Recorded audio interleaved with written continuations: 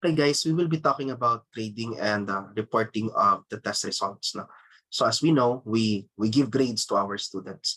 It's still part of our educational system to have numerical grades even. No? So why am I saying part of the educational system? Because there are already countries which are adopting the letter grade, A plus, B plus, and there are countries also, or there are schools also that are adopting the pass or the fail without the need for the specific numerical grade. But for our case here, we are still adopting the grading system with the numerical values. No?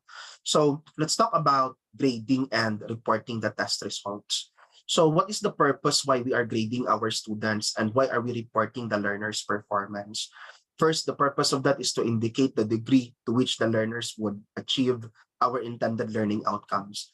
Diba, even from day one of our discussion, we have been repeatedly emphasizing that the basis of your assessment is your intended learning outcomes. Okay? So there needs to be the intended learning outcomes, and we can only know that our students has reached these outcomes if we have done our assessment, either in the form of written exam or performance-based test. And it is also a part of the institutional process, no? And serve as a feedback loop between the teachers and the learners. So it will tell the teacher whether you are an effective teacher. It will also tell the learner whether they are learning effectively from the topics that are being given. Then it is also a way to communicate the level of learning of the learners in specific course contents. So for example, if you're dealing with your grade 1 pupils later on, you need to give them their first grading period grade, their second grading, third grading, fourth grading. What is the purpose of that? No? Because others would commonly say, "Hay, bakit kailangan ko pong mag-compute ng first grading, second grading, third grading? No? Para sa ano pa na nagko-compute tayo?" So plus the purpose of that is to communicate the level of learning of the learners. You know why? Oftentimes your learners would perceive that they are already learning enough. Para sa kanila, okay naman yung nalalearn nila. Pero they were not able to quantify it. They were unable to realize that there are still a lot of things to be learned. Okay? So it is through the grading and reporting of the grades that we are able to communicate to them that they still need to learn things. So other than that, it gives feedback on specific topics. That's why you can see the scores on your quizzes. You can see the scores on your requirements, because the purpose of that is for you to know whether you're doing it well or you're doing it right, no? And whether you have mastered a specific competency or outcome that is being expected from you. And it will also tell you what you need to focus on. So for example, if there are 10 chapters in your specific exam, and then you found out that your scores in chapter 7 and chapter 9 are low, you know that in the incoming major examinations, you need to focus on unit 7 and unit 9 so that you will be able to improve your scores. And then class, we are using grades as motivator. Okay, fellow educators of the future, so kindly take note that grades are used as motivation. Ginagamit siya as motivation. Bakit inulit at in-emphasize? Oftentimes kasi class, ginagamit siya ng iba as demotivation. Okay? Paano siya nagiging demotivation? Yung iba kasi class, kapag mababa yung grades ng student, sinasabi na, oh ayan, bobo ka talaga. Oh ayan, hindi ka pa rin nakakaintindi ng math. Oh ayan, bobo ka talaga sa topics natin, hindi ka natututo. Okay? So class, instead of using those words when you are talking to your students about their low grades, instead class, educate them, remind them that there is still opportunity for them to improve themselves. So kapag nakikita nyo ng grade ng student mo 78, huwag mong sabihin na, ay okay, medyo mahina naman talaga yan. Okay, but instead class, talk to the student and then offer the student opportunities so that the student will be able to improve his or her grades. So again yung grades ginagamit nating motivation, hindi po pang discourage at pang stereotype ng mga students natin. Other than that, especially for dealing about elementary, your primary, secondary learners, plus it gives the parents the information about their children's achievement. So it will be able to tell, no? It will be able to say or tell the parents na, ay okay naman yung performance ng student mo. Ay okay, mahina talaga yung performance ng pupil mo or ng child mo. So baka need nating i-follow up sa school. Also class, it provides basis for improving teaching and learning practices. and to identify learners who need further educational interventions. If you can recall, no, in our previous discussion, there are learners there wherein, for example, need nating i-refer sa guidance counselor. May mga learners class na kailangan nating i-refer sa mga specialista such as your psychologist, psychiatrist, so that interventions may be done to help these learners. Okay? But before you do the referral, also remember that you as a teacher could do something about your student. Okay? So it is through the grades that we are able to quantify who needs interventions. Now, that being said, there are actually different methods in scoring. The one that you can see on the screen are referred to as they are referred to as conventional methods. Kindly correct that. Your class, the two types that you can see on your screen right now are referred to as conventional methods. Kung hindi po conventional, another term po natin dyan is the traditional method of scoring. Meron po tayong number right or NR scoring, and then we have your NM or negative marking scoring. Now, punta tayo sa number right. Plus, pag sinabi nating number right, yung number na tama ka, okay, number right scoring. The number wherein you got the correct answers. So class, it's the one that we commonly use na. Halimbawa, in your prelim examinations, 100 items, I check kung saan ka tama. Tapos kapag tama ka sa 69, so 69 yung score mo. Kapag tama yung sagot mo sa 69 items. So you count the correct answers while you give 0 scores to the incorrect answers. Yan po yung number right scoring. So 1, check. Number 2, wrong. Number 3, check. Number 4, check. Number 5, check. That's a total score of 4 for your student out of 5 in a 5-item quiz. But the concern here for that type of scoring is that the learners may get the correct answer by guessing. Okay? Halimbawa, yung isa mong learner sasabihin, hindi ko talaga alam yung number 10. No? So, hulaan ko na lang. Okay? A, B, C, D. Ipasa-Diyos na lang natin. Paano kung tama yung nakuha niya? Okay, so it does not eliminate the score related to guessing. That's why class, no, may tinatawag tayong right minus wrong. So oftentimes there are instructors that would implement the right minus wrong. And your right minus wrong is actually referred to as your NM scoring. Plus NM is negative marking scoring. Ibig sabihin, we assign positive values doon sa tamang score mo, while nagbibigay tayo ng deduction doon sa incorrect answers mo. Okay? While nagbibigay tayo ng deduction sa incorrect answers mo. Now, class, when we talk about your NM scoring, there are also other models. No? So, halimbawa, bibigay ng score sa correct answer, tapos 0 sa mga items na blank or mga hindi mo sinagutan. Tapos yung pangalawang model is that nagre-reward sa learners for not guessing, okay, by rather awarding points rather than penalizing for incorrect answers. So ano pong ibig sabihin yan? Pag tama po yung sagot, 2 points halimbawa. Pero kapag mali yung sagot, walang binibigay na credit. Okay, so parang in principle, it's still right minus wrong. But then plus the common fallacy po that is being committed in right minus wrong is, ang ginagawa po is, for example, right ka sa 10 items, tapos mali ka sa 2 items, yung oftentimes pong ginagawa is 10 minus 2. No? Yung oftentimes pong ginagawa is 10 minus 2, which would give you a score of 8. Given that ito po yung tamang sagot mo, the right answers, and your 2 are the wrong answers that you got. Pero class, by principle in education, what is being recommended is huwag kang mag-minus 2. Okay? Hindi po siya minus 2 right away. So class, yung gagawin mo is, dapat yung deduction mo is equal to the number of points. Halimbawa, kapag 1 point po yung isang item mo, divided by the number of choices minus 1. Okay, number of choices, di ba? Usually A, B, C, D, minus 1. So class, that would be 1 divided by 3. So your 1 divided by 3 would tell us that dapat yung i-minus natin 0.33 lang. Okay, yung i-minus po natin is 0.33 lang. Pag sinabi natin class na yung ma-minus natin is 0.33 only, so in this case class, that would be 10 minus 2 times 0.33. And with that, if you will use your calculator, 2 times 0.33 is 0.66. That will give your student a score of 9.34. Okay? Eh sir, para sa ano pa? Bakit tayo nag-minus ng 0.33? It's to remind the learner that there's something that needs to be addressed. And to remind the learner na hindi siya dapat nang huhula kung sumasagot siya ng exams. Dapat sure siya sa answer niya. Kasi kapag mali siya, magkakadidak ng points.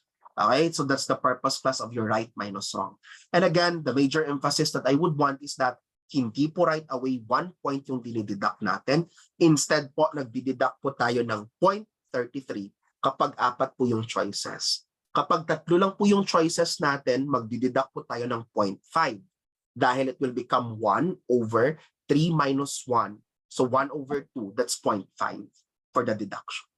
Okay, so class, those are the two types. You have your number right, and then you have your negative marking method. So those are considered to be traditional scoring methods. Plus, the next scoring method is that you have your partial credit scoring. Meron ka ding multiple answer scoring. Meron ka ding retrospective correcting for guessing. And then you have your standard setting scoring method. Let's touch on them one by one. Plus, sa partial credit scoring, ano pong ginagawa natin? The attempt of this one is to determine the learner's degree of level of knowledge with respect to each response option given. Okay? So class, so sa partial credit scoring, sabi niya partial credit, ibig sabihin class, may item or may choices na yung score halimbawa 1. Yung isang choice kapag yun yung sinagot niya, 0.5 yung score. May isang choice na kapag yun ang isasagot niya, 0.3 yung score. Kasi partial yung pamimigay ng credit. Okay? So it accounts class for the partial knowledge gained by the learners. Halimbawa class, no, what do we mean by partial knowledge? Let's take this example muna. Okay? So class, try to read with me the item posted on the screen. I lifted this example from the book of Balagtas. Class, pag titingnan natin, example, Linda obtained a score of 55% in her reading test. What does her score mean? Okay, yan lang muna yung sagutin natin. What does her score mean? A, Linda got 55% of the items correct. Tama ba yung A? B, Linda was able to answer correctly more than half of the items. C, Linda was obtained a score of lower than those obtained by 55% of her peers. Or D, if the test has 60 items, Linda would probably have 33 correct answers. Okay? Now, tingnan natin. Class A, tama ba yung A? Can anybody tell me if A is correct? By just responding yes or no on chat. Class, yung A, tama ba yung A? Sige na, tama ba yung A? Yes or no? Linda daw got 55% of the items correct. Is choice A correct? Yes or no?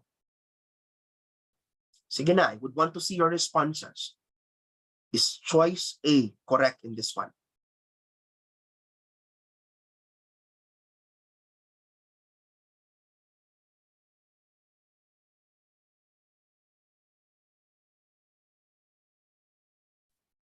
Sige, others. Sige na, so that we can understand the main point. No? Why are we having the partial credit scoring? I'm waiting, others, please analyze. Is A correct or not?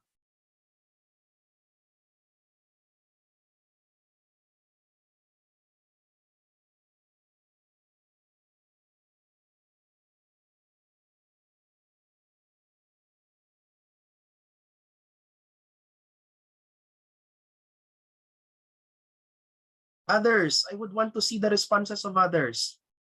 Sige na. Is A correct or not? Sige na, I'm waiting for your responses. How about others? Nasaan na yung iba?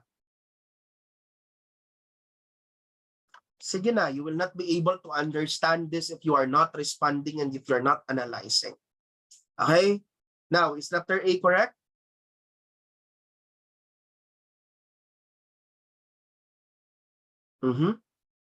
How about yung iba? No, yes, no, no, no, no, no. O, tingnan nyo class. Tingnan nyo. It says Linda obtained a score of 55% in her reading test. Since she obtained, yes, sino po yun? Since she obtained class a score of 55%, what does it mean? Does it mean that Linda got 55 items of the exam correct? Sige, so dito class, isa lang yung nagsasabi na tama daw yung A. Okay, now, punta tayo sa B. If I would look at B, is B correct? Sige na class, this is partial credit scoring, no? Ibig sabihin class, many of the choices here are actually correct. Okay? Now, let's go towards option B. Is option B correct?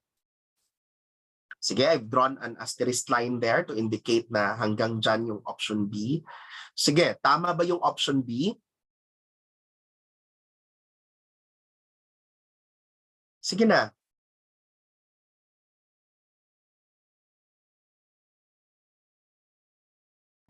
Now, so going back guys, no? Let's go back no, to item B. If I would look at item B, Linda was able to answer correctly more than half of the items. Is that correct or not? Okay, is that correct or not? Can I see your responses again on chat? So medyo marami yung nagsasabi na correct siya. Okay? Now, I'll go back muna to I'll go back to choice A no. I'll go back to choice A.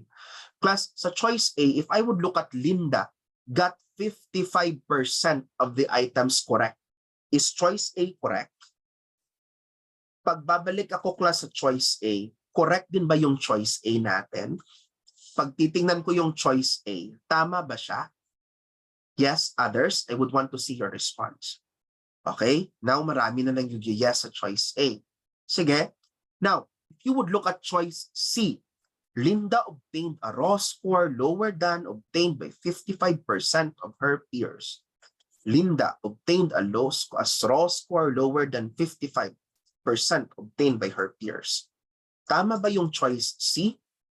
So after the line that I've drawn there, yes or no? Sige na, after the line that I have drawn there, first option C, is it correct or not? Maraming nagsasabi, dalawa, tatlo. Yes, others. Okay, you're saying letter C is wrong. Okay, now D, if the test is 60 items, Linda would have probably have 33 correct answers. Tama ba siya? Kapag 60 items siya, tapos 55% yung tama niya, 33 daw yung score ni Linda. Does it make sense? Yes or no? Others? Let's see the response of others. Okay, maraming nag-yes. Okay? So class, kapag titignan po natin itong simple question that is asking about percentage, we can realize that A, B, and D could be correct answers. Okay? Now class, the best answer for this one is letter. If I would have a best answer, what do you think is the most accurate answer here? Sige na, A, B, C, D. Ano po yung best answer sa kanila? Ano po yung pinaka-accurate answer at saka pareho po talaga sa tinutukoy ng question natin? Maraming sumasagot ng D, ha? Okay, maraming sumasagot ng D, siguro because of the example. No? Okay, yes, many are talking about D. Yeah, but your D class contains an if, no? Your D contains an if. That's why it's not the best answer that you can have. Okay, yes, may nagsabing A. How about yung iba? Yung mga nag-change of heart. Okay, class, if you would look at this actually, the best answer that we can pick for this one is A. Okay, A po kasi is accurate. A po kasi seems to be the restatement of the question here. Okay? So it's the most accurate statement that you can get. But since we're talking about partial scoring, so class sa partial scoring, ako bilang teacher, pwede akong magbigay ng 3 points sa sumagot ng A. Pwede akong bimigay ng 2 points sa sumagot ng B at saka D. Pagkatapos yung sumagot ng C, mabibigyan ko ng 0 point. Okay? Bakit po ganon? Kasi nga po sabi ko best answer yung letter A. So in the partial scores, your letter A would get the highest score. Pero hindi ko naman pwedeng i-grant na mistake lang si B at saka si D because after all, there is some point there. There is some point of analysis in point B and point D that are also consistent or that are also correct. And for that reason, class, pinibigyan siya natin ng partial scoring. Okay? Now, if you can see, partial credit scoring is more difficult to do compared to the usual that is being practiced. That's why kalimitan lang po siyang pinapractice. Okay, that's why if you can notice, limited po yung practice. Pero it is recommended because it accounts for the partial knowledge of your students. So you have actually the following types, no? Iba't ibang uri. One class is the liberal multiple choice. It allows the learners to select more than one answer to the question if they feel uncertain. So pag hindi sila sure class, they can have the two last answers, kumbaga. Pagkatapos, pwede mo siyang bigyan ng point. Then they can have the elimination testing. Sa elimination testing class, i-cross out nila all alternatives that they consider to be incorrect. Tapos, as a teacher, you will give credit to those choices wherein tama yung pag-crush out nila. So, halimbawa, class A, B, C, D. Kumbaga, na-scrap out yung D because sa kanya mali yun. If tama po yung naging decision niya, class, bigyan mo siya ng konting credit for that. Okay? Now, another one class is what we refer to as your confidence weighting. Class, sa confidence weighting, you ask the learners to indicate what they believe is the correct answer and how confident they are about their choice. So for example, class, no? For example, tatanungin kita, bakit A yung sagot mo? Confident ka ba talaga na A yung sagot mo? And once you are confident, class, that A is your answer, okay, that would give higher credit, or that would mean higher credit when it comes to your scores. So that's what you meant by confidence weighting. Okay? So yan po example ng tinatawag natin na partial credit. Now class, meron din tayong multiple answer scoring method.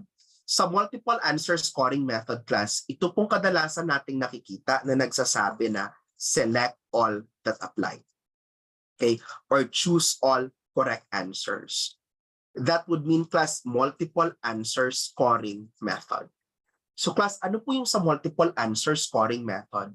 Class, it allows the learners to have multiple answers. And the learners are instructed that each item had at least one correct answer and how many items are correct. Kumbaga class, ilalagay natin sa instruction, choose at least one correct answer. There are 3 correct answers for this item. Okay? Correct answer for this item. In other words, class, sinasabihan mo siya na 3 dapat yung hanapin yung tamang sagot. Okay? However, class, no, it has same discrimination power. It has the same item difficulty compared with the other types of exam and reliability index compared to your multiple choice. However, class, it is more difficult to solve. It has a discrimination power and it takes more time to answer. Okay, it takes more time to answer compared to the usual multiple choice items that we have. Then you have your retrospective. Pag sinabi nating retrospective, just think of it as past, looking into the past. So pag retrospective, past, pag prospective, class, it's future. Now, when I say class retrospective type of correcting for guessing, ano po yung ginagawa natin dito? Class, we consider omitted or no answer items as incorrect. In other words, if the student leave it blank, mali siya dyan. Okay? So kahit blank yan class, may minus siyang 1 point. It forces the learner to give the answer for every item, even if they do not know the correct answer. And later on, paano natin mako-correct yung guessing class, no? Paano natin class maiiwasan na yung student mag-guess? We will be asking them with the other test formats by having the short answer test. Okay? Halimbawa class, tatanungin siya natin, why did you answer A in number 1? Why did you not answer B in number 1? Okay? So that's your retrospective guessing or correcting for guessing. Then class, may tinatawag tayong standard testing. Class, sa standard testing, we use standards when scoring multiple choice items. So class, it could be norm referenced or it could also be criterion reference. Okay? Allow me to correct the spelling first. So class, it is norm referenced or criterion referenced. Just like our previous discussion, pag sinabi nating norm reference, it is based on the entire section. Pag sinabi naman natin class na criterion reference, it is based on a criteria. Okay? Now example, pag sinabi ko class na norm reference, one example is this na. Final exam in algebra sets the passing score based on the score for the past 3 years. Ibig sabihin class, tiningnan mo na yung score ng lahat ng student from your year 1 to year 3. Pagkatapos, dyan po natin i-base. Okay? Dyan po natin class i-base kung ano po yung magiging anong tawag natin dyan? Kung ano po yung magiging passing score natin. Okay? That's what you refer to as norm reference scoring. Okay? Pag sinabi naman natin class na criterion reference scoring, no? Pag sinabi natin criterion reference, nagsiset ka agad ng criteria. Halimbawa, sasabihin na 50%, no? 50% of the exams. It should be 50% of the scores or 75%. So that is a specific criteria. Okay? Pero kapag binase siya natin sa scores ng ibang students, that is referred to as norm reference. Now, the last two types here are your holistic scoring and your analytic scoring. Plus, if you can recall the two main types of the rubrics that we have been talking about, so you have your holistic scoring, you have your holistic rubric for that, and then you also have class your analytic rubric. Okay? Now, class, pag sinabi nating holistic scoring, ibig sabihin overall score. Okay? Isang score lang para sa buong essay. Isang score lang for a writing composition. Isang score lang for other performance type assessment. And it is considered to be efficient in terms of time and cost. However, class, it does not provide sufficient diagnostic information about the ability to identify the specific area for improvement. Okay? So walang specific area for improvement that can be identified. Now look at this class, no? Fail, pass, credit, distinction, high distinction. Or kung sa atin pa, for example, kapag 50 items, pwede nating sabihin 20 failed, pass 20 to 25, credit 26 to 30, distinction 30 to 40, high distinction 41 to 50. Kung nakikita nyo class, isang criteria lang. Okay? Isang description lang para mabigyan kita ng score na ganyan. But if you can recall in your analytic type of rubric or analytic scoring, naka-divide po siya. No? It is actually divided into several categories. That's why when we talk about analytic scoring, it actually involves each aspect of the performance. Halimbawa, sa essay, I will say grammar is 10 points. 10 points ka kapag perfect yung grammar. 7 to 9 points ka kapag may error kang 2 to 3. Tapos magiging 5 to 6 ka kapag yung error mo marami na. So other than the grammar, the next criteria is the content. The content is 20 points. The use of punctuation mark is 10 points. The use of references is 10 points. That is considered to be an analytic scoring. And one advantage class that you can have in your analytic scoring is the reliability. Okay? Because it can assess the aspect of the performance task. And it provides information that can be diagnostic to the areas of strength and weaknesses of the students. Okay, so class, the student will be able to identify saang area nga ba siya weak, saang area nga ba siya class strong. And then class, that would be able to help the student identify the areas of strength and weaknesses. Ang magiging problema lang natin class sa analytic rubric, okay, in our end as an instructor, no, okay, as an educator, is that it's time consuming. Okay, is that it's time consuming. But later on, class, when you are making your rubrics no, in the specific classes that you will already be handling, class, i-mix nyo. Dapat may mga requirement kayo na naka-holistic rubric and dapat may mga requirement din kayong naka-analytic rubric. Okay? So that you would be able to demonstrate the proper way of grading your students. Now, I pick up here an example of an analytic rubric. And as you can see on the screen, may tatlong criteria siya. Theory, process, at saka result. Tapos may scoring siya na 4, 3, 2, and 1. Okay? 4 ka kapag yung main principle daw is written. Okay, the main principle is written, 3 ka lang, pero hindi siya complete. Okay, and then 2-1. But if you would compare that to holistic rubric, wala, isang criteria lang. Isang statement lang para sa lahat. But again, in analytic rubric, there are several criteria that is being used now when we are assessing our students. Okay, do you have any questions so far?